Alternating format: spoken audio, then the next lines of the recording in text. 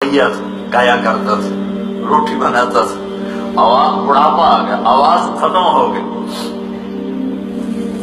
لوگوں نے سننا چھوڑ دیا، روٹی بند ہو گئی۔ تو جنت البقیع قبرستان میں بیٹھا اللہ سے کہہ رہا، یا اللہ آواز تھی تو روٹی بھی ملتی تھی، آواز گئی تو روٹی بھی گئی، تو مہربان ہے، ایک میرے فاقے پہ رحم فرما، میرے رزق کا بندوبست فرما۔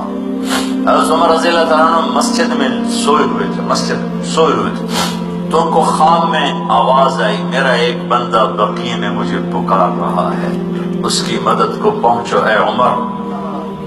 عمر رضی اللہ تعالیٰ عنہ ایسا اٹھے، خوف زدہ، نہ سر پہ ٹوپی، نہ پگڑی، نہ پاؤں میں جوتا، دوڑ لگائی جنت البقیع کی طرف۔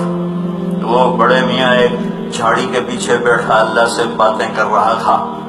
جب وہ تیزی سے اندر داخل ہوئے تو قدموں کی آہٹ، اس نے پیچھے مڑ کے دیکھا تو عمر، اس نے کہا آ گیا عمر کوڑا لے کر پٹائی کرنے۔ وہ بھاگا اٹھ کے، تو اس عمر نے فرمایا رکو رکو رکو، میں خود نہیں آیا، بھیجا گیا ہوں۔ تو وہ کہنے لگا کس نے بھیجا ہے؟ کہا وہی جس سے باتیں کر رہے تھے اس نے بھیجا۔ تو اس کی ایک چیخ نکلی اور بیٹھ گیا، کہنے لگا میرے رب،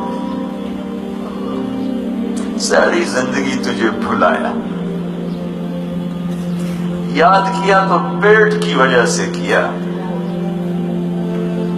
یا اللہ، اور تو نے اس پر بھی لبیک کہا، اے اللہ مجھے معاف کر دے۔ اور اس کی چیخ نکلی اور جان نکل گئی۔ عمر رضی اللہ تعالیٰ عنہ نے خود اس کا جنازہ پڑھایا اور قبر میں اتارا۔